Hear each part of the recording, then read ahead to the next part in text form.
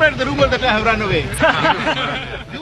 As usual, the General is eager to chat to reporters. It was the Brahman Broadcasting Corporation, BBC.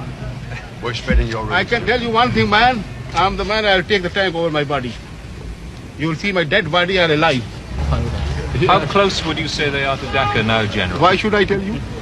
They Why say don't they're you going go to be forward? here very early next week, General. Let them be. I am ready. Quicker the better. Why don't they come?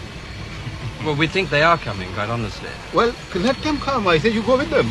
You will take very good pictures. Do you think you can take care of them? Care of who? The Indians? My goodness. Anybody else I'm also with them. Not only Indians. You look after us, General. Inshallah, come to me anytime. At your service, gentlemen. Anytime. What do you see happening when the Indians do hit town, General? Well, I told you we'll fight it out. Is there a real possibility of street-by-street fighting? Inshallah, we'll keep them away. Not allowed. The feeling is that you don't have enough men here in the town to put up a big fight. Makes no difference. I never show my men. Will you make any attempt at a conditional surrender? No, sir. The question is either we live or we die. Colonel, is there any question of a surrender yet, do you know? Would you know? No surrenders. Yeah. There's no question of it. You know for sure, no question. No question of any surrender. That what General Niazi has been saying still stands. He means fight it. to the last man. He means it. And you mean it with him, or Of course. all of you behind Everyone. General, could you give us a quick rundown of how you view the situation at this time? Well, actually, as I told you, I'm not in command of the troops. The troops are being commanded by General Niazi, and he's the right person to tell you what the situation But General is. Farman, if you were in control, would you not now think of surrendering? Isn't it ludicrous to go on? No, why should we surrender? And the news that has just reached me is that Yahya Khan has given the order to surrender in the east. In fact, he gave his agreement to this at 4 o'clock yesterday afternoon. Over lunch, the defeated General Niazi is equally frank. He confirms what we think we already know, that he kept fighting long after the war was lost because President Yahya tricked him into believing the Americans and the Chinese were going to join the fight to save East Pakistan from collapsing. When I suggested to General Niazi that he made a major tactical blunder in defending the prestige border towns instead of withdrawing to a defensive area around Dhaka, he says, "Yes, I know all that, and so did my commanders. We argued for a different strategy, but we had our orders, and we obeyed them because we are soldiers." At dusk, Indian paratroops arrived for the formal surrender ceremony on Dakar racetrack. A damn good run, huh? You went right through.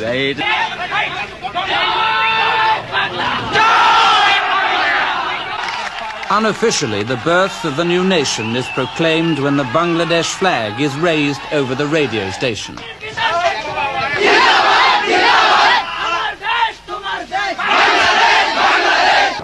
In the midst of all this confusion, the Indians finally arrive. Were there moments where they did really put up a fight to the death? Oh yes, I think practically everywhere. The Pakistani soldiers fought extremely well, I must say. In fact, I would say at times it was so fanatical. Then I've sort of said, look at this man, he's just dying for something, where he has no business to be just come charging across. It's just ridiculous at times.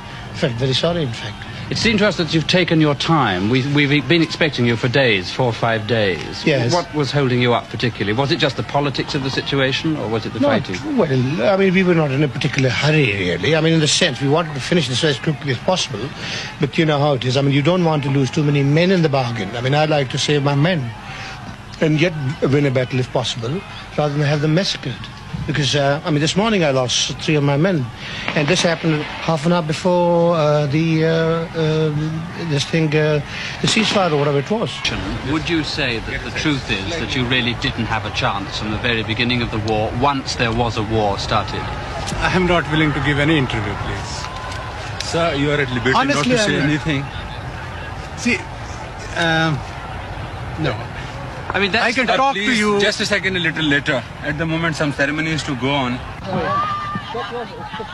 By now, General Niazi cannot hide the humiliation he so deeply feels. it seems to me that he is close to tears.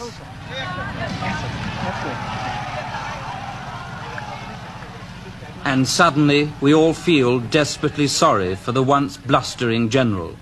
At this moment, I think most of us would have given almost anything to see Yahya Khan in General Niaz's place. The change of ownership of one of the most populated and poorest parts of the world is now being confirmed.